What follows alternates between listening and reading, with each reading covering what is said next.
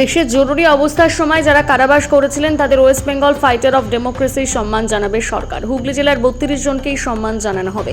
আগামীকাল নবান্নে মুখ্যমন্ত্রী শুভেন্দু অধিকারী তাদের সম্মান জানাবেন। হুগলি জেলা শাসক খুরশিদ আলী কাদরি জানিয়েছেন, যাদের সম্মান জানানো হয় তাদের ১০,০০০ টাকা করে প্রতি মাসের সাম্মানিক এবং ১,০০০ টাকা করে চিকিৎসা ভাতা দেওয়া হবে।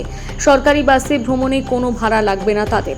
১৯৭৫ সালের ২৫শে জুন ভারতবর্ষে জরুরি অবস্থা জারি করেছিলেন তৎকালীন রাষ্ট্রপতি ফখরুদ্দিন আলী আহমেদ। যার নেপথ্যে ছিলেন প্রধানমন্ত্রী ইন্দিরা গান্ধী। ১৯৭৭ সালের ২১ মাস চলেছিল সেই জরুরি অবস্থা।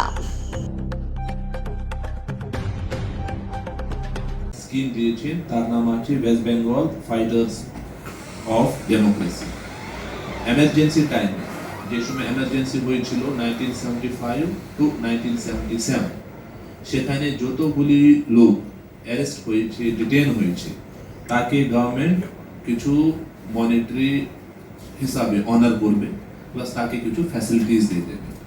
এখানে অনারেরিয়াম যে আছে as a part of honour, because ডেমোক্রেসির জন্য ও জেল গিয়েছে या ডিটেন করা হয়েছে, তাকে 10,000 rupees per month plus 1,000 additional medical allowance plus আরও কিছু মেডিকেল ফ্যাসিলিটিস আছে, প্লাস তাকে একটা কার্ড দেওয়া যায়।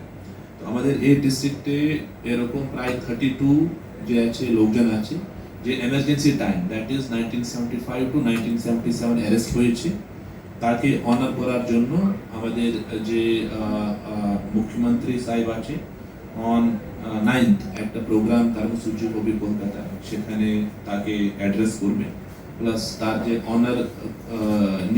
অনার জন্য তাকে কিছু ফিনান্সিয়াল যে সাপোর্ট প্লাস তার যে মেডিকেল ফ্যাসিলিটিস প্লাস বাকি ইত্যাদি জিনিস যে আছে আমাদের অনারেবল সিএম স্যার করবে। দেন আমাদের খুবই যাবে বলে একটা সম্মান আপনাদের দেওয়ার কথা রাজ্য সরকার থেকে বলা হচ্ছে, বিষয়টা কি একটু বলুন। আপনাদের ইনভাইট করেছে, কবে যাচ্ছে? আমরা 9ই আগস্ট রবিবার মানে কালকে আমরা যাচ্ছি ওখানে। মুখ্যমন্ত্রী আমাদের আগে একবার ডেকেছিলেন 25শে জুন রথীন্দ্র মঞ্চে, সেখানে আমাদেরকে গণহত্যা দিবস হিসাবে সেখানে উপস্থিত করেছিল। 75 সালের ইমার্জেন্সি, তৎকালীন ইমার্জেন্সি জন্য আমাদেরকে গণহত্যা দিবস হিসাবে আমন্ত্রণ জানিয়েছে। সেখানেই উনি ঘোষণা করলেন যে আমি আপনাদের আগস্ট মাসে ডাকবো। সেই হিসাবে আমাদের আমন্ত্রণ পত্র পাঠায় এবং আমাদের 9 তারিখ যাওয়ার জন্য করেন, বললেন ওখানে আপনাদেরকে আমি সম্মানিত করবো। প্রশাসনের উদ্যোগে নিয়ে যাবে? হ্যাঁ, প্রায় সম্পূর্ণভাবে প্রশাসনিক উদ্যোগে নিয়ে যাবে, প্রশাসনিক ভাবেই নিয়ে যাবে আমাদের। কি হয়েছিল আপনারা তো আমরা 1975 সালে, আমি তখন আরএসএস কর্মী, আরএসএস এর সঙ্গে আমার যোগাযোগ ছিল। তো আরএসএস থেকে তখন, আরএসএস কেন সমস্ত দলের থেকেই তখন সমস্তকে অ্যারেস্ট করা হয়েছিল, আরএসএস কে ব্যান্ড করে দেওয়া হয়েছিল। সেই জন্য তার বিরুদ্ধে এবং অনৈতিকভাবে যে ইমার্জেন্সি, নিজের গদি হারিয়ে যে উনি যেটা করলেন, গায়ের জোরে যেটা করলেন, নিজের গদি হারিয়ে রেখেছিলেন। কোর্ট থেকে বলা হয়েছিল, সুপ্রিম কোর্ট ওনাকে ওনার গদি থেকে সরিয়েছেন। সেখান থেকে উনি নিজেকে রক্ষা করার জন্য ইমার্জেন্সি উনি চালু করলেন। তার বিরুদ্ধে আমাদের সমস্ত অটল বিহারী বাজপেয়ী হতে শুরু করে, আদবানি হতে শুরু করে সমস্ত সারা ভারতবর্ষের সমস্ত কর্মীদের, আরএসএস কর্মী, আরএসএস এর নেতাদের তুলে নিয়ে, বিজেপি নেতাদের তুলে নিয়ে, তৎকালীন বিজেপি ছিল না তখন, ওদের জনসংঘ ছিল, তাদেরকে তুলে নিয়ে গেছিলেন, সঙ্গে বিরোধী দলেরও তুলে নিয়ে গেছিলেন। তখন আমাদের সংঘ থেকে বৈঠক করে সমস্ত ঠিক করা হয় যে আমরা একটা সত্যাগ্রহ আন্দোলন করবো, এর বিরুদ্ধে তো চুপ করে থাকা যায় না। তখন কি হলো, সমস্ত ভারতবর্ষের অন্যান্য জায়গার কথা বলতে পারবো না, পশ্চিমবঙ্গে ঠিক হলো আমরা ডে বাই ডে জিয়ে রাখবো 1 মাস জিনিসটাকে। এইভাবে আমরা পর গ্রুপ করে, আর এই কাজে তো সবাইকে সবসময় পাওয়া যাবে না, সবাই আগ্রহ প্রকাশ করবে না। তখন আমিও এই দলে পড়লাম। আমি যেদিন সত্যাগ্রহ করলাম ডিসেম্বরের প্রায় প্রথম দিক মনে হবে, সম্ভবত, মনে নেই, অতদিন আগের কথা, 51 বছর আগের কথা মনে নেই। তখন আমরা 3 জন, অনেকেই আসতে চায় না, আমরা 3 জন সংঘের কার্যক্রম হচ্ছে সেরকম ছিল না পশ্চিমবঙ্গে। ছিল যতটা ছিল, কম ছিল না একেবারে। যাই হোক, আমরা তিনজন গেলাম। সুধাময় দত্ত, সুধাময় দত্ত প্রচারক ছিলেন, আমি ছিলাম, আর গোপাল কৃষ্ণ ঘোষ মগরার। আমরা চুচুড়ো কোর্ট চত্বরে স্লোগান দিয়ে এর বিরোধিতা শুরু করলাম, আর সঙ্গে সঙ্গে আমরা অ্যারেস্ট হয়ে গেলাম। অ্যারেস্ট হয়ে লকআপে নেওয়া হলো। রাত্রিবেলা আমাদের উপর একটু টর্চার করা হলো ইন্টারোগেশনের সময়। যখন ইন্টারোগেশন করা হয় তখন লাঠির বাড়ি টাড়ি টর্চার, সবচেয়ে বেশি মেরেছে সুধাময় দত্তকে, বন্দুকের বাট দিয়ে বাড়ি টাড়ি। যা সুধাময় দত্ত খুবই সাহসী একজন প্রচারক, বলছে মারুন না, তাতে কি আছে, আপনারা আমাকে মারতে পারেন না, তবুও মারুন। হ্যাঁ, এই হিসাবে আমাদের তখন অ্যারেস্ট করে নিয়ে গিয়েছে। তখন আমরা চুচুড়া থানায় টোটাল 100 জন ছিলাম। 3 মাস ছিলাম সেখানে। তারপর আমার ইমার্জেন্সিও মনে হয় উঠে যাচ্ছিল, তখন আমরা ছাড়া পেয়ে গেছি। তারপর আমি আমার কর্মজীবনে আবার আসি, কারণ অর্থনীতির দিক দিয়ে আমি অবস্থা খুব একটা ভালো না। তাই আমি মুদি দোকান, আমাদের চুচুড়াতে ইয়েতে ব্যান্ডেলে মুদি দোকান, যেটা এখন রেলের উপর মনমোহন বস্ত্রালয়ের পাশে, ওই মুদি দোকানে আমি দোকানদারি শুরু করি। জায়গাটাও তো রেলের জায়গা। জায়গাটা রেল, আর উপায়ও ছিল না কিছু করার। তারপর আমরা এটা নিয়ে, তখন ওরা ভাঙতে চেয়েছিল। 75 সালে একটা ভাঙার হয়েছিল, আদেশ হয়েছিল, চারিদিকে ভেঙেছিল। পিডাব্লিউডি আমাদের সামনের জায়গাটা ভেঙে নিয়ে নিয়েছে, ওদের জায়গা ওরা নিয়ে নিয়েছে। রেলের জায়গাতে আমরা ছিলাম। আমরা তখন আন্দোলন করেছি। আমাদের যিনি ডিএন মন্ডল নামে যিনি প্রধান ছিলেন, উনি বলেন এই জায়গা বাঁচানো যাবে, কারণ এটা প্রতীক জায়গা, রেলের প্রতি, যদি অনুরোধ উপরোধ করা যায় তবে এই জায়গাটা নিয়ে একটা কিছু ব্যবস্থা করা যায়। উনি খুব চেষ্টা করছে, আপ টু দিল। হ্যাঁ, না, আমি সেভাবে পাচ্ছি না। সমস্ত ছেলে একা ওই মুদি দোকান পাচ্ছে না, ছেলেও সামাল দিতে সে কি করতে পারছে না। সেই সময় যারা কারাবরণ করলেন তারা অনেকেই তো নেই আজ এখন। হ্যাঁ, নেই, অনেকে নেই। আপনি ধরতে পারেন প্রায় 40% উপর নেই। 40% আমাদের এখানে তো নেই। এতদিন পরে যে সম্মান সরকারের হ্যাঁ, এটা আমরা জানতাম যে সরকার কোনোদিন যদি বিজেপির কোনোরকম আসে, বিজেপির যদি কোনোরকম কি আসে, তখন আমরা হয়তো সম্মানিত হলেও হতে পারি। আর সম্মানিত হওয়ার জন্য আমরা চিন্তিত নই, সত্যি কথা বলছি, যে এটা একটা সম্মান দিতে হবে বা আমরা কিছু করব, সেই ধরনের মানসিকতা আমাদের ছিল না। তো সরকার এসছে, সরকার ভাবছে, ভেবে বলেছে, করেছে। সরকার যা বলছে তাই করেছি পরে, এখন যা করছে। কারণ আমাদের সঙ্গের বড় বড় কার্যকর্তারা বলেছিল, রাষ্ট্রীয় স্বয়ংসেবক সংঘ, তুমি নিজে স্বয়ং সেবা করতে এসছো, কিছু পাওয়ার জন্য নয়।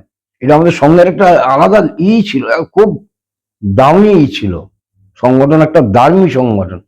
তখন বলছিল যে তুমি শুধু কাজই করে যাবে, ফলের আসার জন্য নয়। তখন আমাদের বড় কার্যকর্তা বলেছিল বিজয় বর্গীর সামনে যে কিচ্ছু দেবেন না, সম্বর্ধনা দিয়েছেন, এটাই আমাদের বড়, বাস আর লাগবে না। ঠিক আছে। নাম অসীম কুমার পাল। অসীম কুমার পাল। পাল। কিভাবে আপনাদের? তো কিন্তু আস্তে আস্তে আমরা জানতে পারলাম। সংঘ উপর ব্যান্ড করে দিল, আবার যত রাজনৈতিক পার্টি তাকে ব্যান্ড করলো, কংগ্রেস ছাড়া। আর আপনার প্রেস সেন্সরশিপ লাগু করে দিল, কেউ মিছিল করতে পারবে না, করলে জেল। আমরা যখন ডেপুটেশন দিতে গেলাম তখন আমাদের হাতের পর্চা ছিল, এর এগেনস্টে, ইমার্জেন্সি এগেনস্টে পর্চা দিতে দিতে আমরা আগে গেলাম জেলে, মানে হাজিরার দিকে, থানার দিকে। ওখানে আইবি ছিল, বলে আপনারা চলুন হাজিরাতে, আমরা সব গেলাম। তখন ভেবেছিলেন যে জেল হয়ে যাবে? জেল হবে কি, সেই জন্য তো আমরা গেলাম। আচ্ছা, জেল হবে কি হবে, ও তো পড়ে কোথায়। তো কোথাও মনে হয়নি যে আপনাদের কোনো সমস্যা হবে বা এই জেল যেতে হবে? তখন কতটাই বা বয়স আপনার? কত বয়স আপনার? 24 হ্যাঁ। কত বছর বয়স? 20 বছর। 20। 20 বছরে ভয় হয়নি আপনার? কি বলবো, তখন তো আমরা রেল ছিল। হুম। এখন কি মনে হচ্ছে, এখন যে স্বীকৃতি দিয়েছে সরকার, আপনাদের ভাতা দেয়া হচ্ছে, কি মনে হচ্ছে? ভালো কিছু সাহায্য পাচ্ছি আমরা। ধরুন তো সব তো রিটায়ার লাইফ। কি করতেন আপনি? আমি পরে আবার স্কুলে চাকরি করতাম। স্কুলে চাকরি করতেন?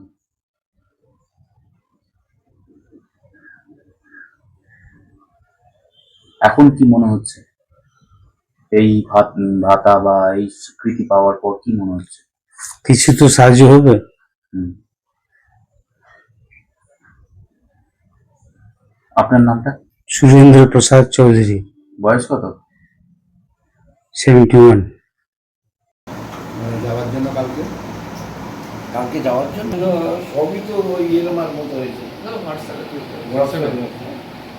ওটা দিলেও ইনভিটেশনটা সব হোয়াটসঅ্যাপ থেকে পাঠিয়ে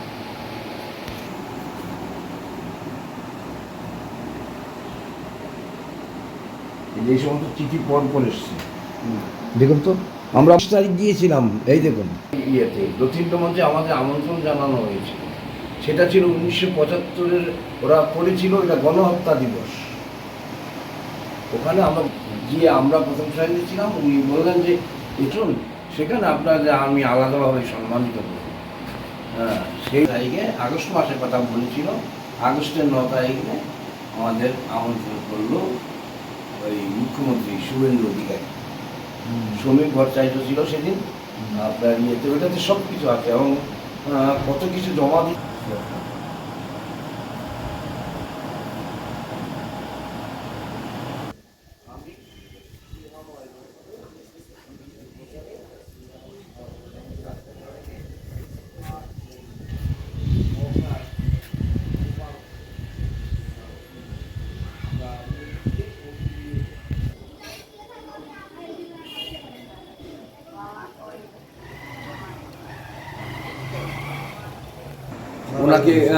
ওনাকে এখানে প্রচারক হওয়ার পরে ওনাকে আপনার বিভিন্ন কাজের জন্য সঙ্গের বিভিন্ন আছে তো, বর্ণ বিভাগ আছে, বলতে পারবো অনেকদিন আগের কথা তো। মানে উনি এখন আর নেই। না, উনি ওখানে গোপালবাবু আছে। জঙ্গিদের হাতে মারা গেছে। উনি স্কুল করতে গেছিলেন ওখানে।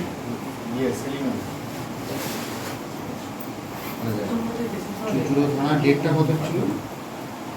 কি তখন যেদিনই করেছিলাম সেই ডেটটা তো কোথাও লিখিনি। এমন একটা দিন আসবে তখন আমরা ভাবতে পেরেছি বলুন, 1975 সালের ঘটনা। এমন রতিন্য মঞ্চ করেছিল, বিভিন্নভাবে আমাদের যে কাজ করতে হয়েছে, এই যেগুলি সব জমা দিতে হয়েছে বিভিন্ন সময়।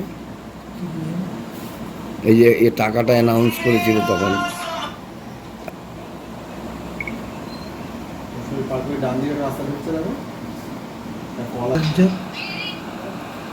ওখানে ঘোষণা করেছে আগস্ট মাসে আমি আপনাদের তাম্রলিপ্ত।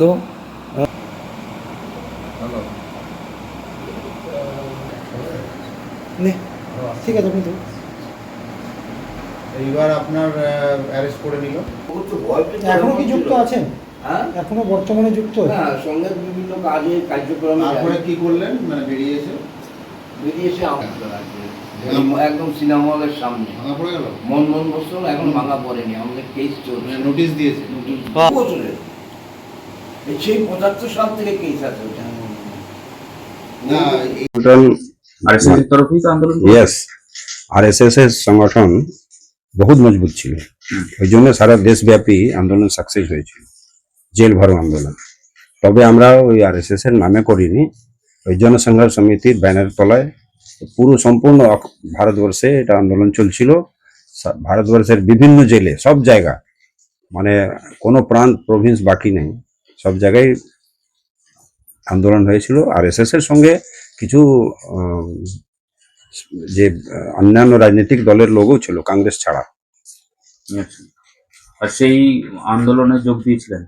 অবশ্যই সেই আন্দোলনে যোগ দিয়েছিলাম। আর হুগলি জেলা থেকে তো অনেকজন করেছে, হ্যাঁ হ্যাঁ। লিস্টে দেখা গেছে 33 জন মতো। এসে তারা কি বিভিন্ন বিভিন্ন জায়গায় থাকে? হ্যাঁ, বিভিন্ন জায়গায়, মানে এটা কোথায় কোথায় এটা চুচড়ো, পান্ডুয়া, ভদ্রেশ্বর, আহিঙ্গাস, চাঁদদানি, শ্রীরামপুর, আরো প্রভৃতি ওদিক থেকে সিঙ্গুর। তারা জনসংঘ থেকে যুক্ত ছিল, জনসংঘের সঙ্গে যুক্ত ছিল? নো, সবই আরএসএস এর সহিংস ছিল, আচ্ছা, বুঝলেন। কিন্তু আমাদের যেহেতু জনসংঘর্ষ সমিতি একটা দেশব্যাপী ব্যানার তলায় এটা আন্দোলন হচ্ছিল, কাজে আমরা আরএসএস এর কোনো নাম করতাম না। কিন্তু পরে যখন পুলিশ ডিপার্টমেন্ট জানতে পারলো, আবার যেদিন ধরা হয়েছিল সবাইকে ডেকে বার করে পিটাই শুরু করেছিল, উদ্ভট পিটাই করেছে। আরএসএস বলে বেশি একটু টার্চার হয়েছিল পুলিশ তরফ থেকে। আর এসএসএস ব্যান্ডও করে দিয়েছিল। ও তো সব ব্যান্ড ছিল, মানে পুরো এই ধরনের সাংস্কৃতিক রাজনৈতিক সবই সংগঠন ব্যান্ড ছিল। টোটাল কোল্যাপস হয়ে গেছিল গণতন্ত্র ভারতবর্ষে। সেই সময় তো আপনাদের যখন গ্রেপ্তার করা হলো 3 মাস জেলে রাখা হলো, প্রায় 3.5 মাস। 3.5 মাস জেলে রাখা হলো। তাহলে তো সেইটাও তো আপনাদেরও তো সমস্যা, ফ্যামিলিগত সমস্যা। অনেক সমস্যায় সম্মুখীন হতে হয়েছিল। কিরকম? যেরকম আমি লোনলি, আমি তখন তো শ্রীরামপুর কলেজের সেকেন্ড ইয়ার ছাত্র ছিলাম, আর বাবার ব্যবসা কোল্যাপস হয়ে গেছিল আগেই। আমি একমাত্র টিউশন দিয়ে বাড়ি সংসার চালাতাম। যেহেতু আমি ভিতরে ছিলাম, আমাদের ফ্যামিলিকেও ডিপেন্ডেন্টকে অনেক ভুগতে হয়েছে, অনেক কষ্ট করতে হয়েছে। পরবর্তীকালে কি হয়েছে? পরবর্তী যখন ছাড়া পেলাম, পরবর্তীকালে তারপরে কি করলেন? তারপরে আবার যেহেতু সায়েন্সের স্টুডেন্ট ছিলাম, জেলে আর্টস কমার্সদের সুবিধা হলো এক্সাম দেওয়ার জন্য, কিন্তু সায়েন্সের স্টুডেন্টকে কোনো সুবিধা হয়নি, যেহেতু প্র্যাকটিক্যাল ব্যাপার ছিল। তো এসে তারপরে প্লেন গ্রাজুয়েশন করলাম ইংলিশ থেকে। পরে শিক্ষকতা পেয়েছিলাম। শিক্ষকতা করেছেন? কোথায় শিক্ষকতা? চাঁদদানি আর্য বিদ্যাপীঠ। ওই স্কুলের আমরা প্রাক্তন ছাত্র। আপনার নামটা? কিরণ শঙ্কর বর্মা। দেশে জয়প্রকাশ নারায়ণ তখন ওনার অনুপ্রেরণাতে সম্পূর্ণ বিপক্ষী দল কংগ্রেসের বিরুদ্ধে যারা ছিল অপোজিশন, ওনার ছাতার তলায় এটা কারাপশন নিয়ে বিরাট একটা হইচই পুরো দেশে হচ্ছিল। তো উনি জায়গা জায়গা গিয়ে পশ্চিমবঙ্গে এসেছিলেন, বিহারে এসেছিলেন, উত্তরপ্রদেশ, বিভিন্ন রাজ্যে উনি সবাইকে জাগালেন যে কংগ্রেস সরকার পুরোপুরি কারাপ্টেড, একে তুলে ফেলতে হবে। এই আন্দোলন চলাকালীনই ওই যে 71-এ ইন্দিরা গান্ধী জিতেছিলেন, তারই একটা মানে পার্ট ছিল রাজনারায়ণ ওনার ইলেকশন চ্যালেঞ্জ করেছিল এলাহাবাদ হাইকোর্টে, যেটা জগমোহন লাল সিনহা তখনকার যিনি জাস্টিস, ওনার ইলেকশনকে, প্রধানমন্ত্রী ইলেকশনকে সেটিসাইড করে দিয়েছে। তারপরে উনি নিজের বাঁচার জন্যে সুপ্রিম কোর্টে গেলেন, তখনকার যে চিফ জাস্টিস ওই মামলাটা অ্যামনিস্ট্রিটা রেখে দিলেন, কিন্তু ওনার পাওয়ারটা কাটেল করে দিলেন। কিন্তু পাওয়ারলেস থাকা যে ভালো, আমাদের তখন খুব বেশি এনার ডিপলি মানে এনার সলাহকার যাকে বলা হয়, মানে সাজেশন দেনেওয়ালা, বর্তমান তখনকার chief minister mister Siddhartha Shankar Ray ছিলেন।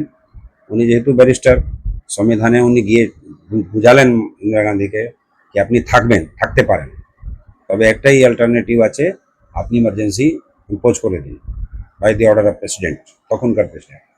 সেই কারণে ইম্পোজ হলো। এবার ইম্পোজ হওয়ার কারণে করার পরে যত রাজনৈতিক দল ছিল, যত প্রকার ওনার আগেনস্টে মুভমেন্ট চলছিল ভারতবর্ষে, সব রাজনৈতিক দলকে ব্যান করে দিলেন, ইলিগাল ডিক্লেয়ারেশন। তার সঙ্গে সঙ্গে আরএসএসকেও করেছিলেন। আরএসএস যেহেতু ব্যান, আমরা তো দেশের জন্যেই প্রেরণা আছে, দেশের কাজ আগে, ফ্যামিলির পিছনে, সমাজ পিছনে, আরও সব নিজের স্বার্থ পিছনে। তা বলে আমাদের ওখান থেকে আদেশ হলো যে ওই জেল ভরো। তখন মাননীয় মাধবরাও মুলে স্যার কাজওয়া ছিলেন আর সংঘের, ওনার আদেশ আসার পরে সংঘ মানে পার্ট 1 by 1 করে কিছু 10টা 12টা 15টা করে বিভিন্ন ভারতবর্ষের সবই জেল ভর্তি হয়ে গেল। সেই সময় আপনারাও হয়েছিল?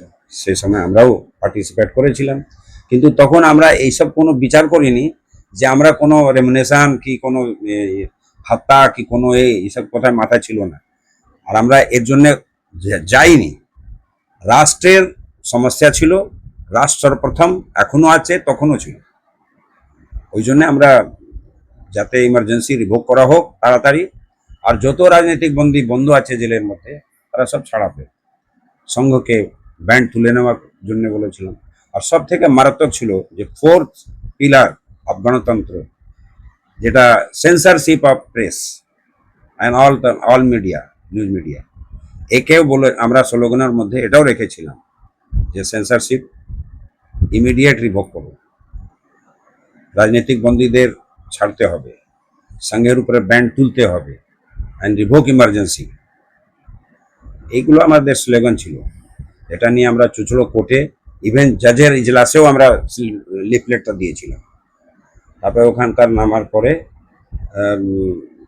জনসংঘর্ষ সমিতির ফেস্টুন যেই খুললাম, দেখলাম 50টা পুলিশ পার্সোনাল দাঁড়িয়ে আছে। ওরা ধরে মুড়ে নিয়ে থানায় নিয়ে গিয়ে আমাদের ইন্টারোগেশন নিল সবাই। কিন্তু আমাদের বলা হয়েছিল যে সংঘের নাম নেবে না, সংঘ এমনি যে কোনো কাজ করে। এই জন্য 71-এ বাংলাদেশ যখন হয়, লক্ষ লক্ষ মানে শরণার্থী যখন এসেছিল, সংঘ নিজের নামে নয়, বস্তুহারা সহায়তা সমিতির নামে বিরাট কাজ করেছিল। এটা বর্তমান সরকারকে প্রশংসা করতে হয়েছিল যে এই সংস্থা বস্তুহারা সহায়তা সমিতি বিরাট কাজ করেছে, মানে এর মতো কোনো স্কিলফুলি মানে তারা সেবা শুশ্রূষা করেনি।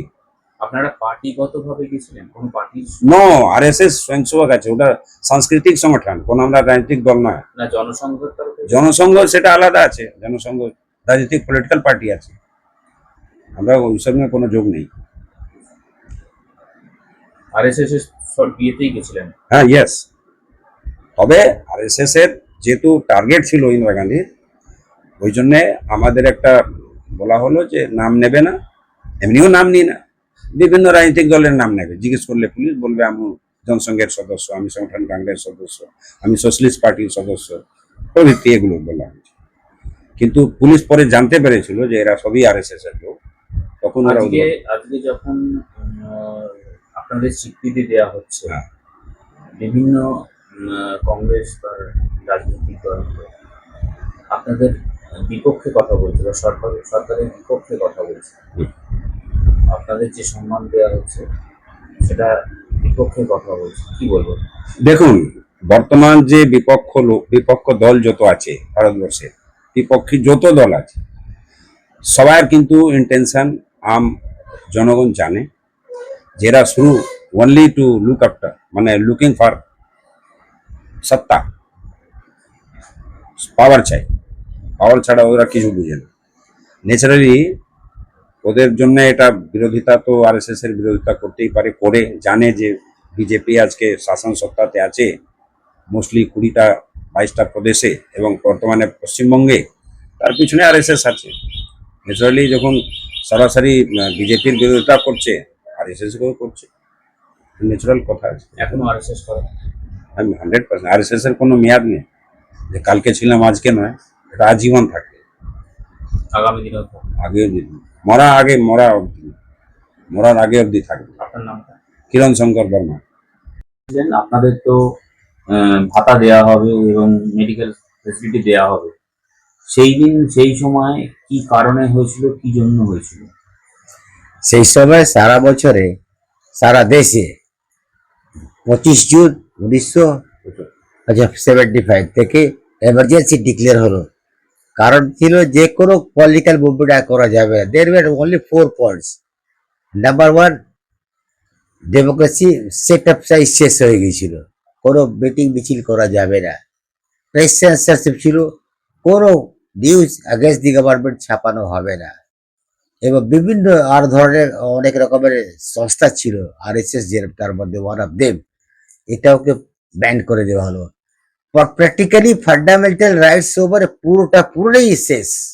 দেয়ার ওয়াজ নো, যে কোনো লোক মিটিং মিছিল করতে পারবে না। That was the only point. যেহেতু সারা দেশে যারা আন্দোলনকারী নেতারাই তো হয়, তার মধ্যে অটলজি থেকে আরম্ভ করে অনেক নেতা ছিল, শীর্ষ নেতৃত্ব, তারা সব জেলে ছিল। জেলে আর থাকলে কোনো মুভমেন্ট করা যাচ্ছে না। ন্যাচারালি এই ইমার্জেন্সি কদিন চলবে? ইমার্জেন্সিটাকে অ্যাবলিশন করার জন্য, শেষ করার জন্য তখন এটা হলো যে এটা সিভিল ডিসঅবিডিয়েন্স যাকে বলে একটা মুভমেন্ট শুরু করা হলো। তার মানে আমরাই অর্গানাইজ করেছি অল ইন্ডিয়া রাষ্ট্রীয় স্বয়ংসেবক সংঘ জনসংঘর্ষ সমিতি, এই ব্যানারে আর কি হোল ইন্ডিয়াতে একটা আন্দোলন শুরু করলো, জেল ভরো আন্দোলন। তা আমরা জেল ভরো আন্দোলন শুরু হলো 1900 শুরু হলো 14ই নভেম্বর 1975 থেকে 75। তারপরে এই চললো। আমরা প্রায় এখানে হোল ওয়েস্ট বেঙ্গলে আমরা প্রায় 1,20,000 মতন স্বেচ্ছাসেবী আন্দোলনকারী ফাইটার ফর ডেমোক্রেসি আমরা আন্দোলন করলাম, আমরা জেলে গেলাম স্বেচ্ছা। হুম। যখন আন্দোলন করেছিলেন সেটা কবে নাগাদ এবং কি জন্য আন্দোলনটা করেছিলেন? এই 4টে জিনিসের জন্য। দেশে ফান্ডামেন্টাল রাইট চাই, পলিটিক্যাল মুভমেন্ট চাই, free of all band institution, কোনো সংস্থা ব্যান করা যাবে না, এবং আমরা চাই we need democracy to establish to restore. এটাই ছিল আমাদের। কোথায় আন্দোলন করেছিলেন? আমরা প্রত্যেকটা জায়গায় প্রত্যেকটা জেলায় বলা হয়েছিল যে জেলা শাসকের ঘরে আর কি, ওই অফিসের কাছে। তা আমরা চুচুড়াতেই আমরা কোর্ট মুভমেন্ট করেছিলাম। চুচুড়াতে অ্যারেস্ট হয়েছি আমরা। আমাদের হাতে লিফলেট ছিল, পাম্পলেট ছিল, এই 4টে ডিমান্ড দিয়ে দেশে democracy to be established, there should be no press censorship, and free of all banned organizations. এটাই ছিল। সেটা কতজন অ্যারেস্ট হয়েছিলেন? আমাদের পশ্চিমবাংলায় প্রায় আপনারা কতজন? আমরা হয়েছি লিস্টে আমাদের হুগলি থেকে নিয়ারলি 57 হেডস, 57 জন হুগলি জেলা থেকে অ্যারেস্ট হয়েছি। আমরা 7 চুচুড়াতে 7 জন অ্যারেস্ট হয়েছিল। অ্যারেস্ট হয়েছে।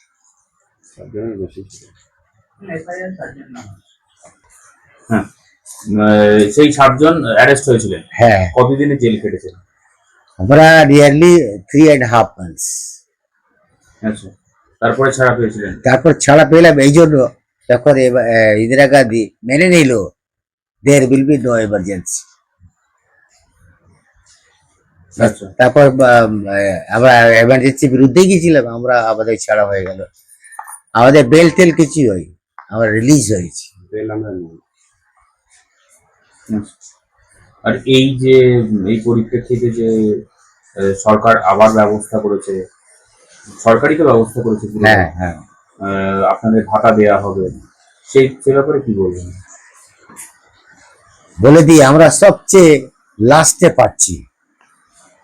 পশ্চিমবঙ্গ সবচেয়ে লাস্ট স্টেট যে যারা ফাইটার্স ফর ডেমোক্রেসি সংস্থা আবার লোক আর কি, আমরা তারা পাচ্ছি টাকা সবচেয়ে লাস্টে। এর আগে ইউপি, বিহার, উত্তরপ্রদেশ, দিল্লি, লেটেস্ট হয়েছে আমাদের উড়িষ্যা, অলমোস্ট আমরা 21-22টা স্টেটে পাচ্ছি আগে থেকেই, যেখানে যেখানে বিজেপি গভর্নমেন্ট ছিল। আমাদেরকে অ্যাকচুয়ালি ভাতাটা বড় ব্যাপার না, রিকগনিশনটা হওয়া চাই। Recognition in what sense? We are the fighters for democracy. At that time there was no democracy at all. That was our struggle, that was our fight, and so we are called fighters for democracy. লোকতন্ত্র সেনানী আমরা। পশ্চিম বাংলায় আমাদের কোনো রকমের recognition ছিলই না, there was no recognition. এটা শুভেন্দু অধিকারী আমাদের চিফ মিনিস্টার, মাননীয় চিফ মিনিস্টার, তিনি আসার পর থেকে এখানে ভাতা বলবো না, এটা একটা রিকগনিশন, অনার বলবো। আপনার নামটা? শিবশঙ্কর শর্মা। শিবশঙ্কর শর্মা। হ্যাঁ।